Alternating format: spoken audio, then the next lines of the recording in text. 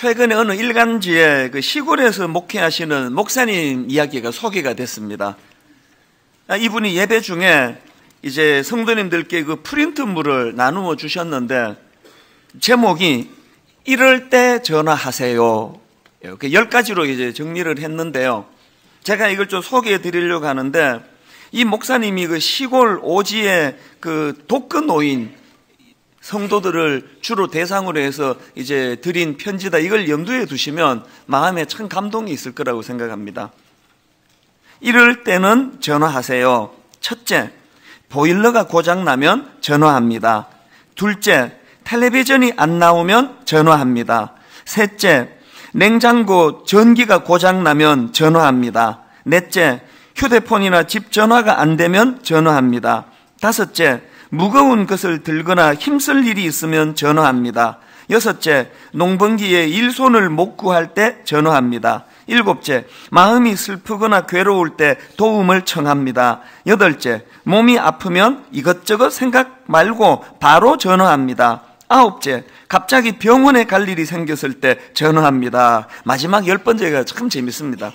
경로당에서 고수톱 칠 때 짝이 안 맞으면 전화합니다. 여러분은 웃으셨지만 같은 목회자로서는 감동이 되더라고요. 심지어 경동원에서 우리 성도님들이 독거노인들이 그 고스톱을 자주 치고 있다. 이것까지 지금 파악을 하고 있는 거 아닙니까?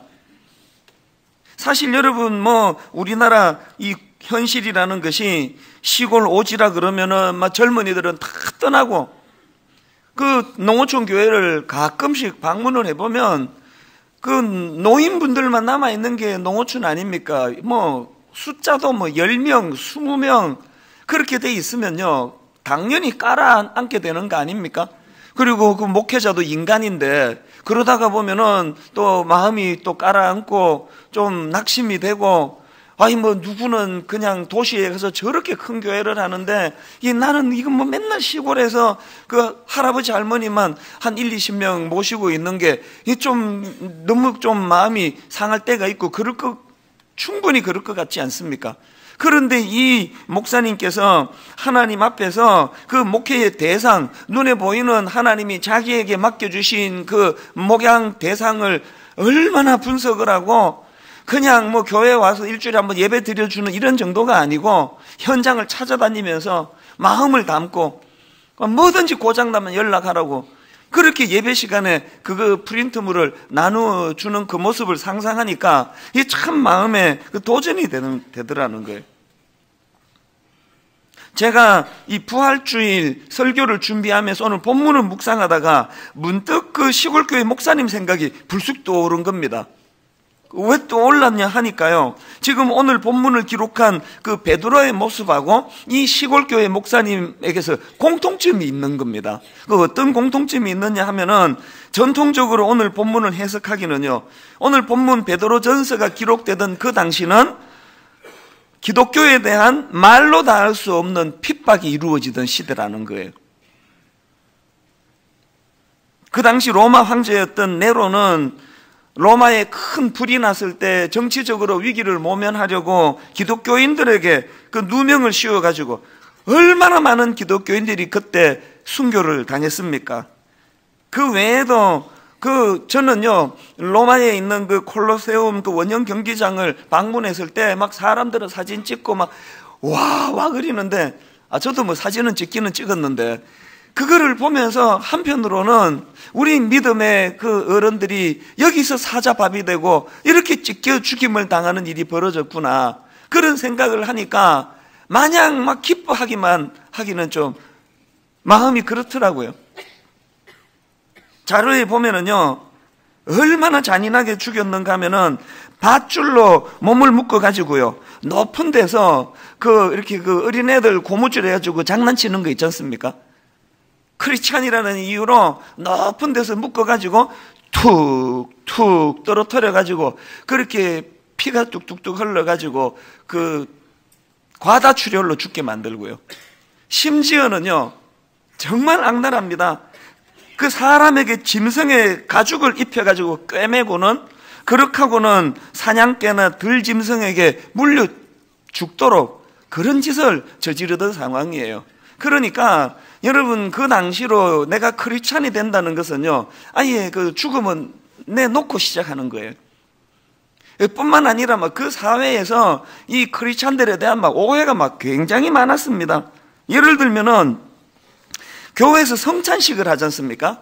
그러면서 이제 뭐 저희도 지난 금요일에 성찬식을 할 때 제가 그런 멘트를 썼지만, 이것은 뭐 주님의 피다, 이것은 주님의 살이다, 이런 걸 오해를 해가지고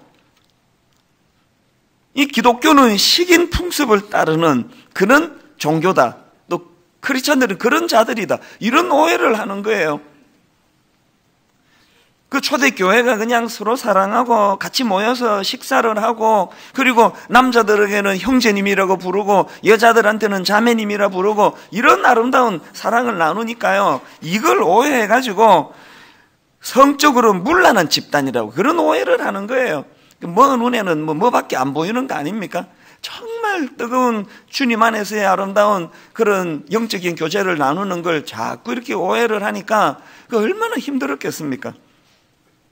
그러니까 내가 크리스찬이 된다는 것은 그런 수모와 조롱, 심지어는 죽음까지도 불사할 각오를 하지 않으면 예수 믿기가 어려운 거예요. 교회 분위기가 인간적으로는 얼마나 두렵고 떨리는 그런 상황이었겠습니까? 그런데 여러분, 이런 상황에서 쓰여진 베드로전서인데요, 이거 편지니까요, 베드로전서 1장 1절 2절은 인사말이에요. 그런데 막 인사말 끝나자마자 3절에서 득달같이 나오는 말씀이 뭔지 아십니까? 3절을 보십시오. 우리 주 예수 그리스도의 아버지 하나님을 찬송하리로다.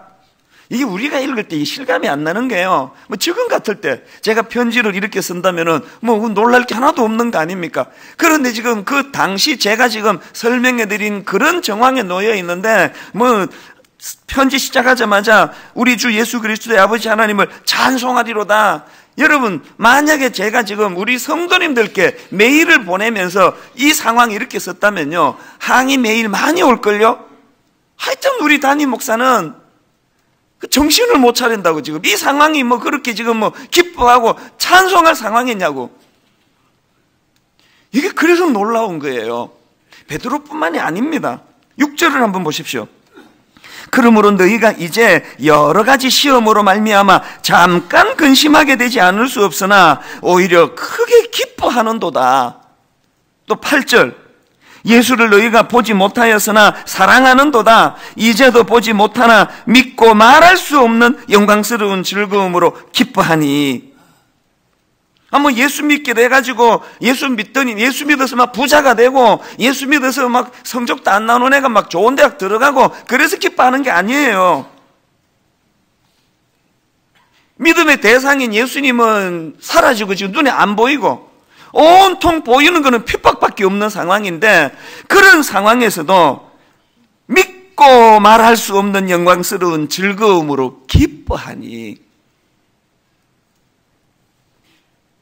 제가 오늘 이 본문 말씀을 묵상하다가 그 시골교회 목사님이 떠오른 이유가 뭐겠습니까? 공통점이 뭡니까? 상황은 다르고 양상은 다르지만 공통점이라는 것은 눈에 보이는 현실적인 어려운 문제, 거기에만 빠져가지고 낙심하고 좌절하고 절망하지 않고 그것을 뛰어넘는 이 활력을 가졌다는 거예요. 이 큰 교회를 목회하면서도 권태감에 와가지고 어디 재밌는 데 없나, 놀러 갈 데 없나, 이렇게 살 수도 있는 거고요.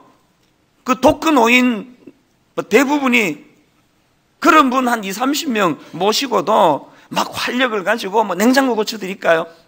전화기 고장 났습니까? 고스톱 치는데 짝 안 맞습니까? 그 목사님의 모습이 막 상상이 가는 거 아닙니까? 부활절을 맞은 오늘 깊이 생각할 문제가 뭐냐? 그러면 그 초대교회의 베드로와 그 성도들은, 그 오늘날 그 시골교회 그 목사님은 어떻게 상황과 환경을 뛰어넘는 그런 활력이 있는 삶을 살게 되었나? 여러분, 이 질문을 가지고 본문을 보면은요, 정답이 3절에 있다는 걸 알게 됩니다. 3절을 보십시오. 그의 많으신 긍휼대로 예수 그리스도를 죽은 자 가운데서 부활하게 하심으로 말미암아 우리를 거듭나게 하사 산 소망이 있게 하시며, 여기 나오는 부활하게 하심, 산 소망, 이 산 소망은 참 깊은 의미를 갖고 있는데 이따가 제가 설명을 드릴 텐데요. 그러니까 베드로전서 당시 초대교회 성도들은 그렇게 두렵고 또 절망적인 그런 상황에서도 하나님을 찬양하고 기쁨을 노래할 수 있었던 비결은 그들이 가졌던 부활신앙이에요. 부활신앙. 베드로의 삶 자체도 마찬가지 아닙니까? 여러분, 베드로가 처음부터 그랬습니까? 요한복음 21장에 보면은 세상에 예수님이 십자가 지시고 베드로가 얼마나 낙심을 했는지, 요한복음 21장 2절 3절을 보십시오. 시몬 베드로와 디두모라는 도마와 갈릴리 가나 사람 나다나엘과 세베대의 아들들과 또 그 다른 제자 둘이 함께 있더니 시몬 베드로가 나는 물고기 잡으러 가노라.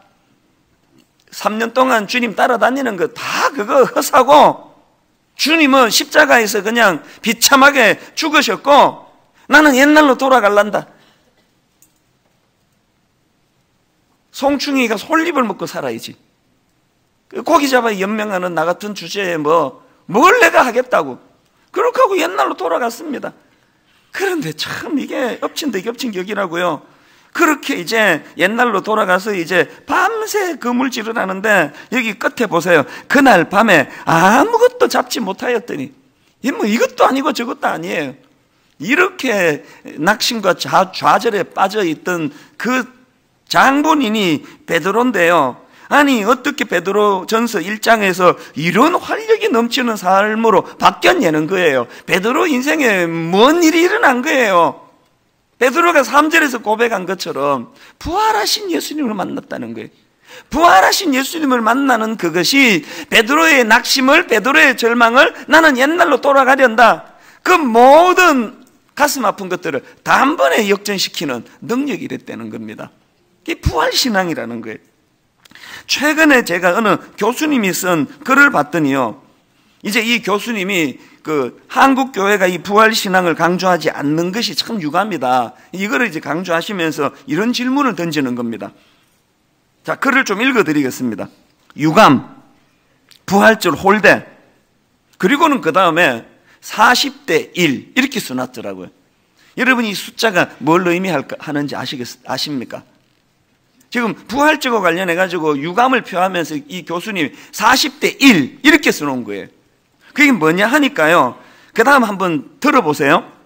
40대 1, 이 숫자가 무엇을 의미할까요? 사순절과 부활절을 비교하는 숫자입니다. 우리는 40일 동안 예수 그리스도의 고난을 기리고 묵상합니다. 그러나 부활절에 할애된 시간은 고작 하루에 불과합니다. 요즘 젊은 사람들 표현으로 이걸 읽는데 막 폭풍 공감이 되는 거예요. 야, 이거 진짜 맞다. 막 십자가에 대해서는 막 40일씩 묵상하고 막 묵상 책도 나오고 막 금식도 하고 그러는데요, 부활의 기쁨을 누리는 건 딸랑 하루 계란 나눠주고 끝나는 거 아닙니까? 그리고 가만히 생각해 보니까요, 크리스찬들이 또 저 같은 목사가 입에서 십자가를 이야기하는 거, 부활을 이야기하는 거, 이게 40대 1이 아니고 400대 1쯤 되는 것 같아요. 막 십자가 얘기는 막 계속 하는데 부활에 대한 얘기는 거의 없는 거예요. 여러분, 그 찬양집을 한번 뒤져보세요. 막 십자가에 관한 찬양은 막 넘칩니다. 부활에 관한 찬양은 손으로 꼽을 만큼 몇 곡 안 돼요. 이게 문제라는 거예요. 그 교수님의 주장을 조금 더 들어보시겠습니까? 만약에 예수님의 부활이 없었다면 십자가는 단지 한 유대 젊은이의 안타까운 죽음에 불과했을 것이다. 너무너무 공감되는 거 아닙니까? 그래서 고린도전서 15장 17절, 그리스도께서 다시 살아나신 일이 없으면 너희의 믿음도 헛되고 너희가 여전히 죄 가운데 있을 것이요. 이렇게 소중한 것이 부활신앙이에요. 부활신앙. 그래서 이제 십자가 묵상하는 거 조금 줄이시고, 이게 아니고요, 십자가는 계속 묵상하시고 복음의 그 정수가 십자가이기 때문에 그 십자가 묵상은 계속 하시되 그 무게만큼 부활신앙, 이 부활의 기쁨을 같이 동시에 묵상하시라는 거예요. 이렇게 부활신앙이 회복되어야 되는데요, 만약에 우리 삶에서 이 부활신앙이 회복이 된다면 어떤 변화가 일어나느냐? 제가 오늘 본문을 중심으로 우리가 부활신앙을 회복하면은 이제 두 가지 능력을 덧입게 되는 것을 말씀드리기 원합니다. 첫째로요, 부활신앙이 주는 능력이 뭐냐? 여러분, 부활신앙은요, 산 소망을 가져다 준다는 겁니다. 3절을 다시 보십시오. 그의 많으신 긍휼대로 예수 그리스도를 죽은 자 가운데서 부활하게 하심으로 말미암아 우리를 거듭나게 하사 산 소망이 있게 하시며, 제가 아까 이 산 소망이라는 표현이 중요하다 그랬는데요, 이 흥미로운 게 뭡니까? 베드로가 지금 이 소망이라는 이 단어에다가 이 산자를 거기다가 덧입혀서 지금 표현하는 거예요. 그래서 영어 성경들을 제가 몇 군데 찾아보니까요, 영어 성경은 이것을 living hope라고 표현하더라고요. 이게 좀 이상하잖아요. 소망 자체가 다 살아있는 거지. 그럼 뭐 죽은 소망이 어디 있습니까? 그 죽은 소망이 무슨 소망이에요? 근데 왜 베드로는 굳이 이런 어색한 표현 하나를 거기다 더 끼워 넣었을까? 여러분, 이 성경은요, 역사적으로 그 당시 문맥과 정황을 파악하는 게 중요한데, 이게 지금 왜 이런 산자를 거기다가 베드로가 거기다 끼워 넣었냐 하면은요, 베드로가 살아가던 그 시대 그 헬라 문화권에서는 이 소망이라는 이 표현들, 이 단어가 많이 통용이 됐는데요, 그 주로 헬라 사회에서 통용되는 이 소망이라는 것은 그 뭐라고 표현할까요? 요즘에 그 우리로 말하면은 그 심리학에서 말하는 그 긍정의 힘. 그래서 이제 그 당시 사회에서 통용되던 이 소망이라는 것은 근거도 없고 대상도 없어요. 그래서 이제 우리에게도 그런 많은 권면이 있지 않습니까? 마음이 우울하십니까? 아침에 일어나서 거울을 보시면서 나는 잘할 수 있다, 나는 잘할 수 있다 100번을 외치십시오. 그 마음의 평안이 찾아오고 용기가 생길 것입니다. 이런 유의 권면이 이 심리학에서 말하는 소망이거든요. 긍정의 힘. 지금 바울이 자기가 제시하는 소망은 그런 근거도 없고 대상도 없고 막연하기 짝이 없는 그런 소망이 아니라, 나는 뚜렷한 근거를 가지고 있는, 나는 뚜렷한 대상이 있는 그런 소망을 이야기하는 것이다. 이 차별화를 위하여 산 소망이라는 게 산 소망. 그래서 여러분, 바로 그 다음 나오는 4절도 그 연장선인데요, 썩지 않고 더럽지 않고 쇠하지 아니하는 유업을 잊게 하시나니, 여기 잊게 하시나니가 뭐가 전제가 됩니까? 그 소망을 주시는 대상이 있다는 걸 명시하는 표현 아닙니까? 5절, 너희는 말세에 나타내기로 예비하신 구원을 얻기 위하여 믿음으로 말미암아 하나님의 능력으로 보호하심을 받았느니라. 9절, 믿음의 결국 곧 영혼의 구원을 받습니다. 우리의 초점은 육신에 있지 않기 때문에 우리가 가져야 될 산 소망은 그저 이 땅 100년 인생 가운데 잘 먹고 잘 사는 것이 아니라 십자가 지신 예수 그리스도로 말미암아 우리 영혼의 구원을 받는 것이라는 이 뚜렷한 영적인 지식을 가르쳐 주면서 산 소망을 이야기하는 거예요. 그렇기 때문에 여러분, 우리가 이 땅을 살아가는 동안에 마음이 힘들고 어려울 때마다 이 하나님이 주시는 산 소망. 저는 지난 성금요 예배 이후로 어제 내내 이 시편 42편 5절 말씀이 맴도는 겁니다. 내 영혼아, 내가 어찌하여 낙심하며 어찌하여 내 속에서 불안해하는가? 너는 하나님께 소망을 두라. 그가 나타나 도우심으로 말미암아 내가 여전히 찬송하리로다. 제가 여러분이 시편 42편 5절을 묵상하니까요, 우리 크리스찬들의 삶은요, 낙심으로 시작해가지고요 찬양으로 마무리되는 인생이라는 거예요. 우리 그리스도인들은 좌절로 시작해가지고 기쁨으로 마무리되는 게 우리 인생이라는 거예요. 그러면 낙심으로 시작했는데 어떻게 기쁨으로 그렇게 바뀌어질 수가 있느냐? 그 중간에 매개를 뭐라고 설명합니까? 다시 보세요. 내 영혼아, 내가 어찌하여 낙심하며 어찌하여 내 속에서 불안해하는가? 너는 하나님께 소망을 두라. 세상이 말하는 그 심리학적인 소망이 아니에요. 근거가 있는, 대상이 있는 여호와 하나님, 우리를 위하여 독생자 예수 그리스도를 내어주신 그 하나님이 계시기 때문에 지금 좀 어려워도, 지금 좀 힘들어도 우리는 산 소망을 가질 수 있다. 이게 신앙이라는 거예요. 이게 베드로전서 1장 21절도 마찬가지 아닙니까? 너희는 그를 죽은 자 가운데서 살리시고 영광을 주신 하나님을 그리스도로 말미암아 믿는 자니 너희 믿음과 소망이 하나님께 있게 하셨느니라. 뚜렷한 소망의 근거, 대상이 있는 소망이 산 소망이라는 거예요.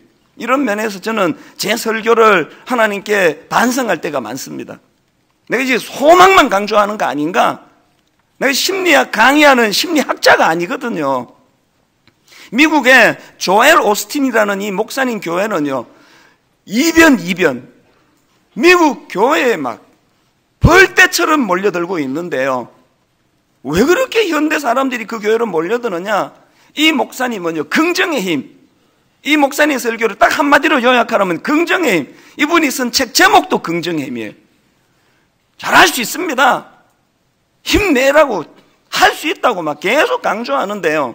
제가 그 긍정의 힘 책을 보면서 머리가 갸우뚱거려졌던 게, 이 긍정 소리는 이렇게 많이 하는데 그 예수님은 왜 이렇게 안 나오느냐고. 그 설교를 들어보면은요, 뭐 그냥 막 할 수 있다 소리를 막 엄청 하는데 근거를 얘기를 잘 안 해요. 저는 제 설교가 그럴까봐 두렵습니다. 그저 사람들 그냥 뭐 마음은 잘 만져주는데 근거도 없고, 뭐 거울 들여다보면서 나는 할 수 있다, 나는 할 수 있다, 이거 100번 외치라는 이런 식의 설교가 될까봐 저는 두려운 거예요. 우리는 그런 소망이 아니에요. 산 소망, 근거가 있는 소망이에요. 여러분 중에 이제 강아지를 안 키우는 분이 많아가지고 강아지 얘기를 자꾸 하면은 여러분이 시험 들까봐 내 지금 막 이를 악물고 참는데요. 갈수록 이 강아지가 사랑스러워요. 6개월 지나니까 막 얼마나 또 따르고, 막 이뻐 막 죽겠어요. 그래가지고 막 먹을 것도 주고 막 그러는데, 뭐 부산이나 이런 데 내려가면은 막 우리 아들 생각 하나도 안 나요. 강아지밖에 생각이 안 나요. 막 얼마나 이 강아지를 사랑하고, 그리고 또 우리 둘째 딸은 또 막 얼마나 딸딸한지 막 강아지한테 이렇게 그 소고기 같은 거 주면은 막 화를 내요. 그 사람 먹을 것도 없는데 그 강아지한테 무슨 고기를 주느냐 그래가지고 몰래 줘요. 몰래 막 불러가지고 막 그 소고기도 주고 막 그러는데요. 제가 이 강아지 정말 사랑하지만요, 내가 이 강아지를 위하여 죽을 마음은 추워도 없습니다. 내가 미쳤습니까? 이 강아지 때문에 내가 목숨을 걸게요. 내 피 한 방울도 내놓을 마음, 글쎄 한 방울은 내가 한번 생각해 보겠습니다. 저는 이 강아지를 키우면서요, 하나님의 마음을 많이 생각하고요, 저는 이 강아지를 키우면서 이게 인간의 이성으로는, 그 강아지의 머리로는 생각할 수 없는 그 인간의 깊이, 이것보다 더 크신 하나님을 생각하는 거예요. 이게 그냥 뭐 근거도 없고 뭐 대상도 없고 거울 보면서 나는 잘할 수 있다, 나는 잘할 수 있다, 이거 100번 외치는 그런 차원의 소망이 아니라는 거예요. 부활하신 예수 그리스도를 통한 이 부활신앙은 우리 안에 세상이 주는 근거 없는 싸구려 소망이 아니라 그 주님을 십자가에 내어주시고 부활의 자리까지 이루어주신 하나님이라는 대상이 있는 산 소망인 줄 믿으시기를 바랍니다. 그런가 하면은 두 번째로 부활신앙이 주는 능력이 하나 더 있는데요, 기쁨의 확산이에요. 기쁨의 확산. 6절을 보십시오. 그러므로 너희가 이제 여러 가지 시험으로 말미암아 잠깐 근심하게 되지 않을 수 없으나 오히려 크게 기뻐하는도다. 저는 이 6절 말씀이 너무 저에게 적용이 잘 되는 거예요. 저게 딱 제 내면 세계예요. 목사지만요, 자주 이 땅을 살아가는 가운데 여러 가지 시험으로 잠깐 근심하는 일이 많습니다. 걱정도 많고요, 주의 종으로 능력이 없어가지고 말씀을 이것밖에 못 전하는 저 자신을 보면서도 저는 걱정이 많아요. 이거 어떻게 하면은 제대로 복음을 전하는 목사가 될까? 그래서 어떨 때는 뭐 그런 일은 거의 없지만 막 잠도 잘 안 올 때가 있고, 자다가 깰 때가 있고, 마음이 무거울 때도 있고, 심지어는 뭐 좀 극단적인 생각으로 어느 시점에서 우리 성도님들을 위해서 내가 이 자리를 비켜주는 그것이 옳은 건가, 막 그런 생각도 할 때도 있습니다. 근심이 많아요. 우리 부교육자들을 어떻게 하면은 정말 주의 종답게 잘 섬길 수 있을까?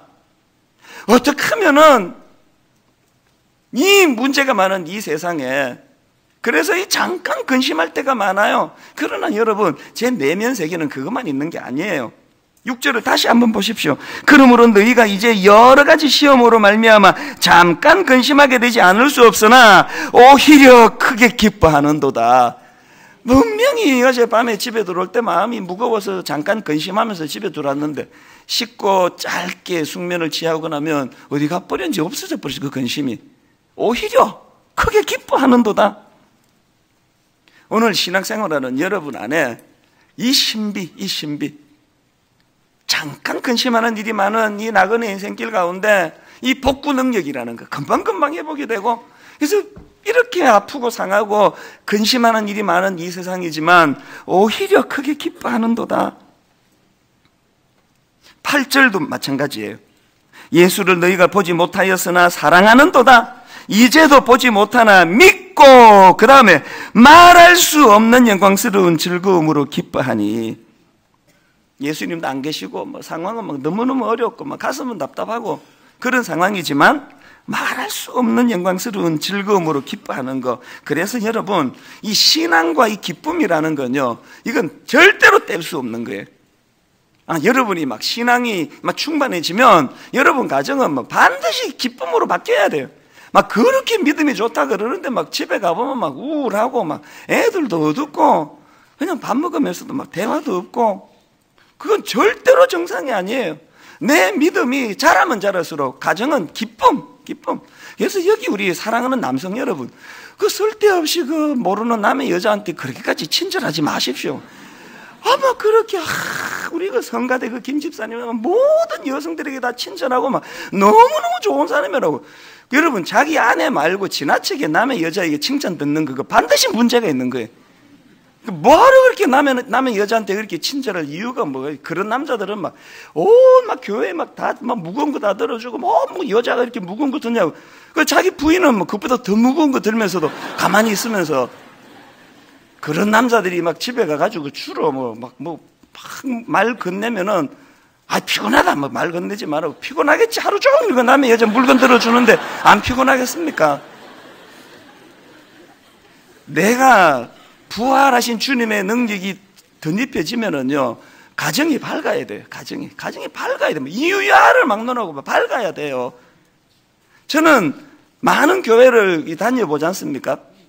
그 교회를 딱 가면요, 직감적으로 이 교회가 부흥하는 교회구나, 침체하는구나, 이게 확 와요. 뭘 보고 아느냐? 제일 먼저 딱 예배 시작하고 찬양하는 걸 보면은 이 교회가 어떤지 금방 옵니다. 성가대 성공하는 것부터 시작해가지고 찬양팀 나와서 찬양하는 거 보면 민망할 정도예요. 죽으라고 찬양 안 하는 교회는 그 반드시 문제가 있는 거예요. 지금 부흥하는 교회는요, 찬양이 말로 다 할 수가 없습니다. 그리고 딱 설교를 해보면은요, 이 교회가 어떤 교회인지 금방 알아요. 부흥하는 교회는요, 그렇게 밝아요. 얼마나 잘 웃는지 기쁨이 넘치고요. 그 침체되는 교회는 정말 썰렁합니다. 그래서 저는 분당 우리 교회 그 초창기에요, 외부 강사 오시면 내가 옆방에서 꼭 양해를 구했습니다. 목사님, 우리 성도님들은 아주 깊은 분들이래가지고 그 자리에서 웃고 이런 건 잘 안 합니다. 그래서 반응이 없어도 너무 당황하지 마시고, 그래도 우리 목사님이 웃기시면 집에 가서 다 웃습니다. 그런 이야기를 꼭 해야 됐는데요, 요즘엔 내 그 얘기 안 해요. 우리 교회가 달라졌어요. 밝아진 거예요. 심지어는 지난 수요일 같은 때 이만수 감독님 와가지고 그 간증을 하는데 얼마나 반응이 좋았는지, 이 강사님이 너무 기쁘셔가지고 앞부분에 시간을 너무 써가지고 진짜 하고 싶은 20분은 못하고 가셨대잖아요. 그건 못해도 괜찮아요. 이미 다 전달이 됐습니다. 너무너무 순수한 강사님과 너무너무 순수한 성도님들이 하나가 돼서 그 잔치가 이루어지는데, 그거 보는데도 저는 은혜가 되더라고요. 분당 우리 교회는 성격 밝은 사람이 모여서 밝은 건 소용이 없고요, 우울하고 어둡고 이런 사람이 모였다 하더라도 이 부활하신 예수 그리스도 부활 신앙이 주는 이 밝음, 그래서 참 기쁨이 넘치고 이 밝은 교회가 되기를 바랍니다. 그 사람 중에도 그런 분들이 있잖아요. 이상하게 저 집사님이 그렇게 말 많이 하는 것도 아니고 나한테 그렇게 호감을 갖고 오는 것도 아닌데, 저 집사님하고 대화만 나누고 나면 이상하게 내가 밝아지는 거예요. 의욕이 생기고. 그 목사님 중에도 그래요. 저 목사님은 뭐 뾰족한 것도 없는데 그 목사님 말씀만 듣고 나면은 막 이상하게 막 용기가 생기고 막 살고 싶고, 저는 정말 그런 목사가 되고 싶어요. 막 제가 뭐 그냥 막 아무리 막 말씀을 막 잘 쪼개서 분석을 해도 제 설교만 듣고 나면은 막 우울해지고, 그러니 죽어야 되겠다. 그럼 이런 결론이 나면은 절대로 그건 좋은 설교 아니에요. 회개가 설교에 너무너무 중요하지만 낙심시키는 회개가 아니에요. 회개의 역사가 터지고 나면 용기가 생기는 거예요. 한번 해볼 수 있겠다. 나도 산 소망이 있겠다. 저는 분당 우리 교회 모든 성도님들 정말 이 부활신앙이 주는 이 기쁨이 회복될 뿐만 아니라 이 기쁨을 확산시키는 주님의 종들이 되시기를 주님 이름으로 축복합니다. 여러분, 우리 교회에 그 박승인 형제라고 있는데 참 유명한 형제예요. 이 형제는요, 농구 선수로 우리나라에서 뭐 완전 유망한 선수였습니다. 그리고 또 기록을 하나 갖고 있는데요. 이 박승인 형제는 우리나라 프로농구 사상 최연소 코치. 아마 지금도 이 기록이 계속 유지될 거라고 생각합니다. 농구로 막 너무너무 유망한 형제였는데 참 가슴 아픈 일이 벌어진 거예요. 이 형제에게 루게릭 병이 찾아온 거예요. 더 이상 농구를 할 수 없게 되고요. 근육이 점점 굳어져 가지고 지금은요, 눈동자 말고는 몸이 움직여지지 않아요. 그런데 얼마나 가족들이 사랑으로 그렇게 잘 섬겨주는지 요새 이 의술이 대단합니다. 눈동자를 움직이면서 의사를 표현하게 해요. 제가 오랜만에 지난 초겨울에 이제 그 대구로 이 형제를 신방을 갔습니다. 그랬더니요, 이 형제가 이제 그 눈동자를 움직이면서 이제 자기 의사를 표현하는데 글자 하나하나가 너무 밝아요. 그리고 제가 참 감동을 받았던 게 그 누나 되시는 우리 교회 집사님이에요. 그분이 지금 그 후원 회장이 되고 막 이런 여러 가지 희망적인 일을 하는데요. 24시간 침대에 누워 지내는 박승희 형제가 왜 이렇게 밝았냐 봤더니 꿈이 하나 있다. 하나님 주신 꿈이 있다는 거예요. 하나님 주신 꿈이 하나 있는데 그게 뭐냐? 이분은 지금요, 루게릭 요양병원을 짓는 게 꿈이에요. 비록 내가 병상에 누워있지만 이제 이 루게릭 요양병원을 만들어가지고 그 환자들과 환자 가족들에게 희망을 주는 이런 일을 해야 되겠다. 그래가지고 그 일을 가지고 누워있는데 어떻게 하는가 싶지만 하나님의 역사는 놀라워요. 많은 사람들에게 감동이 돼가지고 지금요, 그 가수 션 부부 이런 분들이 여기에 지금 동참을 해가지고 막 큰 금액의 돈이 지금 모여지고 있는 거예요. 그래서 제가 참 이 형제를 보고 그날 많은 감동을 받았는데, 처음에 이제 이 루게릭 병 발병하고요, 의사들이 하는 말이 2-3년 안에 사망할 수 있다는 거예요. 그렇게 진단을 받았는데, 여러분 지금 이 형제가요, 진단받은 지 14년째입니다. 꿈이, 하나님 주신 그 꿈이 이 형제를 밝게 만들고 희망하게 만들고 소망하게 만드는 거예요. 제가 그날 결심을 했습니다. 초겨울이었는데 이제 이번 부활주일, 이제 5-6개월 지난 오늘이죠. 이번 부활주일 날 내가 이 형제를 내가 소개하고, 그리고 이 형제가 지금 이제 그 루게릭 병원을 위해 가지고 팔찌를 판매를 해요. 5,000원에 판매를 하는데, 대대적으로 우리 교회가 이것을 이제 구입하는 일을 해야 되겠다. 원래 이제 오늘 준비하기로 했는데 뭐 계란하고 막 여러 가지가 겹쳐서 이제 한 주일 미루어서 다음 주일을 판매할 거예요. 여러분 부탁하는데요, 내가 5,000원 주고 물건 사는 거, 주일날 물건 거래하면은 예수님이 분노하십니다. 주일날 교회에서는 이런 상업적인 이득을 위해서 거래하는 거는 굉장히 그건 타락이지만요, 이거는 물건 파는 게 아니에요. 이 형제의 꿈에 우리가 응원하는 거예요. 그래서 5,000원 헌금하면 선물로 이제 이거 팔찌 하나 주는 거다, 이렇게 생각하시고요. 지금 3,000개를 이제 그 재단에서 만들었다 그러더라고요. 더 했으면 좋겠습니다. 우리는 뭘로 보고 그 3,000개를 하는지 모르겠습니다. 결론을 맺으려고 합니다. 여러분, 루게릭 병으로 누워있는 그 형제 안에 부활하신 주님 이 믿음이 그에게 들어갈 때 내 인생은 끝이다 그러고 절망했으면 2-3년 의사가 성관대로 됐을지 모르지만 저는 이 형제 너무너무 존경을 해요. 그 가족들 존경합니다. 믿음이 그 안에 들어있으니까 비록 눈동자밖에는 움직이지 않는 장애를 갖고 있지만 내 영혼은 십자가 지신 예수 그리스도를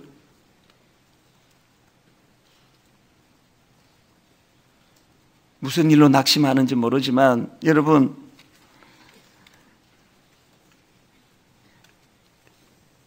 너희가 이제 여러 가지 시험으로 말미암아 잠깐 근심하게 되지 않을 수 없으나 오히려 크게 기뻐하는도다. 저는 오늘 결론을요 아주 잘 맺을 거예요. 동영상은 하나 준비했는데요, 이 옥매 할머니예요. 시장에서 이제 장사하시는 분인데요, 저는 요 근래에 이렇게 아름다운 간증을 난 본 적이 없습니다. 여러분, 이 할머니의 내용도 내용이지만 그 표정을 보시고 그 안에 있는 그 부활신앙이 주는 능력이 있다는 것을 유심히 보시면은 여러분 전부 다 감동을 받으실 거예요. 이제 우리 같이 보시고 이제 말씀을 마무리하도록 하겠습니다. 제가요, 이 교회에 우리 작은 딸 선미가요 10번만 오고서 안 와도 된다 그랬거든요. 그때는 성당회를 다녔어요. 그리고서 이제 와가지고 10번을 왔는데요, 그 다음에 와가지고서는 보니까 한 달쯤 돼서예요. 아니, 목사님이 예수님이 십자가에 못 박혀 죽을 적에 나도 죽고 또 살아나실 적에 우리도 살아서 보좌 우편에 앉으셨다 그러시더라고요. 그리고 우리 죄를 위해서 죽고 사셨다고 그 말씀을 듣고 내가 얼마나 감격을 받았는지요. 그날 저녁에 너무 힘들었는데 1시간 교제 받고 갔습니다. 그 다음에는 교회 와가지고요, 저 중간에서 잤어요. 그러니까 창피해가지고 참 맨 뒤에 가서 잤거든요. 그랬는데 그 다음에는요 안 되겠더라고요. 거기서 자다가 나가니까 한 말도 못 듣는 거예요. 그 다음에는 어느 자리에 와서 잤냐면 조화하는 자리에 와서 내가 3년을 잤습니다. 그래도 하나님한테 맨날 내가 기도하고 잤거든요. 뭐라고 했냐면요, 하나님 아버지, 내가 이 교회 왔는데요, 내가 나갈 때 듣는 말씀, 들어올 때 듣는 말씀, 이렇게 보는 말씀이요, 발에서부터 머리끝까지 좀 차고 넘치게 해주세요. 이 기도를 3년을 한 것 같아요. 기도를 할 줄 몰라서 그것만 했습니다. 그랬는데요, 어느 날 목사님이 그러시는 거예요. 이 말씀을 외우면은 정말 이 세상을 이깁니다 이래요. 근데 난 이기는 걸 너무 좋아해요. 그래가지고 그 말씀을요 종이에다가 이제 적었어요. 한 5장 정도를 적어가지고 시장에 가니까 이렇게 바구니에다가 하나 담고 의자 앞에다가 하나 놓고 주머니에 하나 놓고 머리맡에 하나 놓고 밭에 하나 놓고, 이 말씀을 외우는데 그냥 이상하게도요 1년을 외워도 이 말씀을 못 외우는 거예요. 보면은 외우고 안 보면 잊어먹고요. 그래가지고 내가 1년이 되니까 너무 속이 상했어요. 그래서 내가 그랬어요. 성령님, 이제 내가 바본가 봐요. 성령님께서 그러시잖아요. 대학을 나와도 대학원을 나와도 다 초등학문이라 그러셔서 제가 아주 그냥 정말 너무 감사해가지고 난 국민학교도 못 나왔는데 이 말씀을 꼭 외우겠다고 아주 작정을 했거든요. 그래서 성령님께서 맨날 좀 읽게 해달라 그러면서 1년을 했는데도 못했잖아요. 그래도 내가 외울 때까지 외우겠습니다. 그리고 1년 반을 했어요. 그랬는데 이 말씀은 그냥 어디 가서든지 아주 자신있게 얘기를 하는 거예요. 여호와의 율법은 완전하여 영혼을 소송케 하고 여호와의 증거는 확실하여 우둔한 자로 지혜롭게 하며 여호와의 교는 정직하여 마음을 기쁘게 하고 여호와의 계명은 순결하여 눈을 밝게 하는 이 말씀을 그냥 어디 가든지 하다 보니까요 한 3개월을 그렇게 그냥 그게 너무 자랑스러워서 막 했어요. 그 다음에부터는 말씀을 적어가지고요 내가 시장 가서 다 읽었어요. 어느 날 보니까는요 하나님 말씀이 그냥 쌓여가지고 가면은 그냥 다 말씀을 읽어주는 거예요. 그러면서 그 적은 말씀을 이선옥자네 보고 내가 이거 읽어보라고 막 두고 이랬어요. 그랬더니 언니는 매일 이렇게 쑥그리고 앉아서 그렇게 있냐고 그래요. 그래서 내가 나는 하나님 말씀을 보느라고 이렇게 쑥그리고 앉아있어. 그랬더니 날 보고 그러는 거예요. 그 교회가 어디 있냐고 물어봐요. 그래서 그냥 가차운 교회 다녀. 우리 교회 오지 말고 우리 교회 너무 멀어. 이랬어요. 그랬더니 교회를 이걸 가르쳐달라는 거예요. 이렇게 가르쳐줬더니 새벽 기도를 나오더라고요. 나는 교회 믿으라 소리도 안 하고요. 가차원교회 가라고만 했거든요. 네. 그랬는데 그 종이 쪽지를 보더니 왜 갈라디아서 2장 20절 말씀 있잖아요. 내가 그리스도와 함께 십자가에 못 박혔나니 그런 중 이제 내가 사는 것이 아니요 내 안에 그리스도께서 사는 것이라. 내가 육체 가운데 사는 것은 나를 사랑하사 나를 위해 자기 몸을 버리신 하나님의 아들을 믿는 믿음 안에서 사는 것이라고. 이 말씀 적은 쪽지를 줬어요. 그랬더니 그 쪽지가 좋다고요. 그걸 적어가지고 또 여느 사람한테 그 자매가 막 주는 거예요. 예. 그랬더니 낮에도 일요일에도 나오고 그랬더니 한 반년을 나왔나 2달을 나왔나 그랬는데 날 보고 그래요. 여기다 이름 좀 올리고 싶다고. 그래서 요금에서 또 그거 주소로 그래가지고 나는 예수님 믿으라 소리도 안 하고 전도했다 그러더라고요.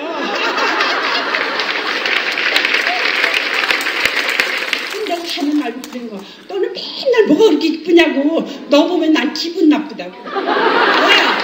나는 죽고 싶은데 너는 왜 이렇게 맨날 기쁘냐요.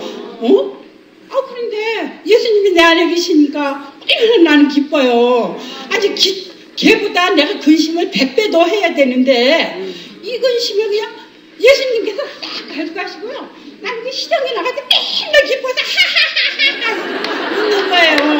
그러니까 시장에서 그 언니들도 그래요. 언니가 와야 여기 기쁨이 많다고. 예. 그래서 그냥 자신있게 이제 부활을 증거하잖아요. 그러면 어떤 아저씨는 그래요. 그런 말 하지 말아요. 아줌마 정신이 나갔어요. 날 보고 이래요. 그러면 내가 그래요.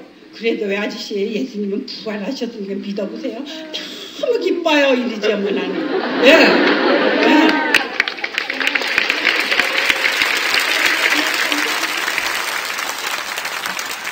저희가 그 시간이 없어서 중간에 많이 이제 생략을 하고 했는데요. 이제 그 뒤가 어떻게 되는가 하면 저렇게 이제 들어가시는데 목사님이 나오셔서 그거 좀 더 하시죠. 그러니까 그럴까요? 그러고는 또 이제 막 아까 분량만큼 더 하세요. 그러니까 뭘 원고 쓰고 누구를 감동시키 이게 아니고요. 삶 속에서 부활의 신앙으로 기쁜 거예요. 삶이 이렇게 기쁜 거예요. 저는 우리 교회 모든 성도님들이 저 할머니처럼 저렇게 되기를 바랍니다. 잠깐 근심하는 일들로 마음이 힘들어도 금방금방 기쁨이 회복되는 것. 이번 부활주의를 기점으로 해서 십자가 신앙뿐만 아니라 이 부활 신앙에 대한 믿음이 회복되기를 주님 이름으로 축원합니다. 기도하시겠습니다. 하나님 아버지, 오늘 주신 말씀을 이론으로 또 하나 쌓아놓고 메모하고 끝나는 그런 말씀이 아니라 내 삶의 사건이 되고 능력이 되어서 실제적으로 어두운 먹구름이 밀려올 때마다 이것을 몰아내는 부활의 능력을 맛보게 하여 주시옵소서. 주님 앞에 예물 드리려고 합니다. 이 부활의 기쁨을 나누기를 원합니다. 아버지, 드리고 싶어도 경제적인 어려움으로 드리지 못하는 성도님들, 주님이 조금도 부담 갖지 않도록 네 마음 다 받았다 말씀해 주시고, 아버지 이 물질이 꼭 필요한 곳에 쓰여지도록 주님 간섭하여 주시옵소서. 감사드리옵고 예수님 이름으로 기도드립니다. 아멘. 이 시간 우리 부활주일 헌금 드릴 때에 허희경 성도님 특별 찬양이 있겠습니다. 이제 나오셔서 찬양 드리도록 하겠습니다.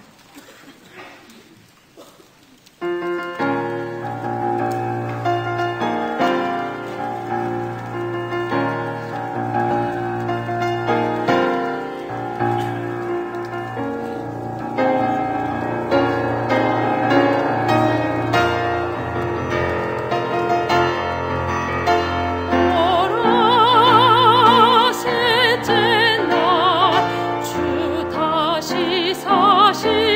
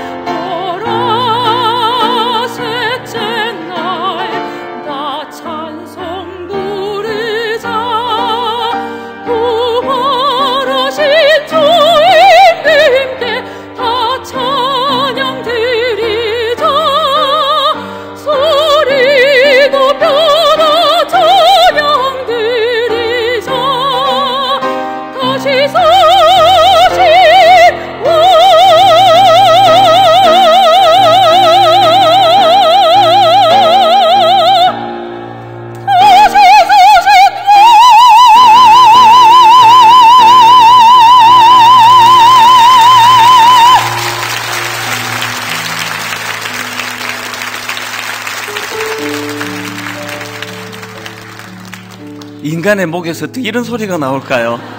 너무 부럽습니다. 근데 하나님은 저같이 이렇게 안 좋은 목소리도 차별하지 않고 받으셔서 얼마나 감사한지 모르겠습니다. 우리 다 자리에서 일어나셔서 이제 우리가 그 하나님을 찬양할 차례인데요. 우리 오늘 부활 신앙을 마음에 담고 우리 손뼉 치면서 주 하나님 독생자 예수 하나님 앞에 마음을 올려드리는 시간 되기 원합니다.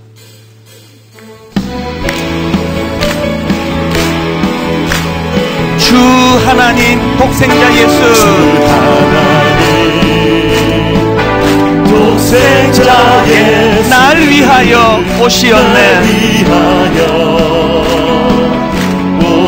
십자가 내 모든 죄 다 사하시고 부활하신 죽음에서 부활하신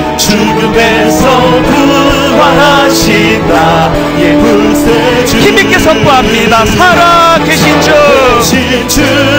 나의 참된 소망 걱정 근심 전혀 없네. 사랑의 주 내 갈 길 인도하니 내 모든 삶의 기쁨 주 안에서 거듭난 생명 도우시는 주의 사랑 참 기쁨과 확신 가지고 예수님의 도우심을 믿으며 살리 이렇게 선포합니다. 살아계신 주 나의 참된 소망 걱정 근심 전혀 없네. 사랑의 주 내 갈 길 인도하니 내 모든 삶의 기쁨 늘 충만하네. 우리 하나님 참 감사합니다. 같이 기도하시겠습니다. 그러므로 너희가 이제 여러가지 시험으로 말미암아 잠깐 근심하게 되지 않을 수 없으나 오히려 크게 기뻐하는도다. 내 영혼아 내가 어찌하여 낙심하며 어찌하여 내 속에서 불안해하는가. 너는 하나님께 소망을 두라. 그가 나타나 도우심으로 말미암아 내가 여전히 찬송하리로다. 하나님 이 부활신앙이 내 안에 자리 잡을 때 이 아름다운 회복과 치유와 기쁨이 회복되도록 이것을 이론으로 받아주고 끝내는 것이 아니라 내 삶 속의 사건으로 경험되어지도록 우리를 인도하여 주시옵소서.